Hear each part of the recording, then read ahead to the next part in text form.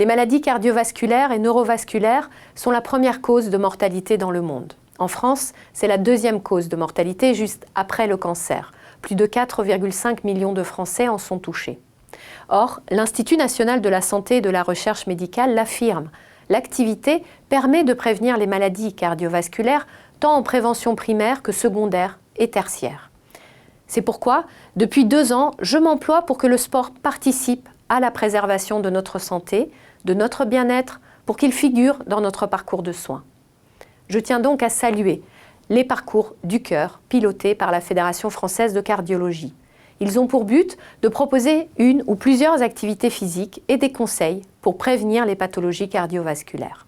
Près de 750 000 personnes ont participé à l'édition 2019 des Parcours du cœur. C'est un véritable succès. Pour ma part, j'ai poussé et obtenu qu'au PLFSS figure le financement de plusieurs expérimentations grande échelle du sport bon pour la santé. As du cœur, qui se déploie sur 5 régions, structure libérale légère SLL pour la rééducation des patients coronariens et insuffisants cardiaques, ainsi que parcours des patients en insuffisance cardiaque sévère. Ces expérimentations intègrent l'activité physique adaptée dans la prise en charge des patients touchés par une maladie cardiovasculaire dans le cadre de leur parcours de soins. Vous connaissez mon action au quotidien pour plus d'activité physique dès le plus jeune âge. Je déploie actuellement les apprentissages sportifs prioritaires, les anses aquatiques et le savoir rouler à vélo, car trop nombreux sont les enfants victimes de noyades ou d'accidents sur la voie publique. Je veux rendre plus actifs nos enfants.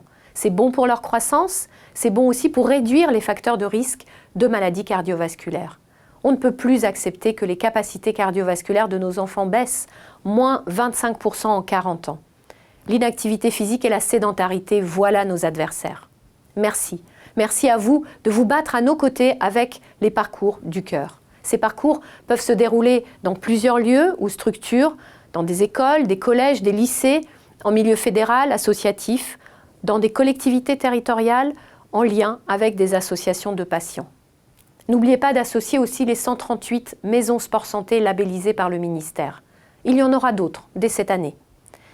Mais la pratique sportive peut être aussi familiale, le week-end, et toujours faire partie des parcours du cœur. Marche nordique, jogging, natation, cyclisme, beaucoup de sports sont ouverts et peuvent accueillir des pratiquants. Les parcours du cœur, ce sont aussi des challenges, par équipe, en relais ou par établissement scolaire, qui renforcent la notion d'identité, qui encouragent à la pratique d'une activité physique et sportive et qui favorisent le lien entre les personnes. C'est pour cela qu'avec Jean-Michel Blanquer, nous serons très attentifs à votre programme et à son déploiement, comme nous le sommes déjà pour 30 minutes de sport à l'école, qui vient, sur le temps scolaire, s'ajouter aux cours de PS. C'est un enjeu de santé publique. Et dans la période que nous vivons, plus que jamais, nous devons agir. Encore merci pour votre engagement.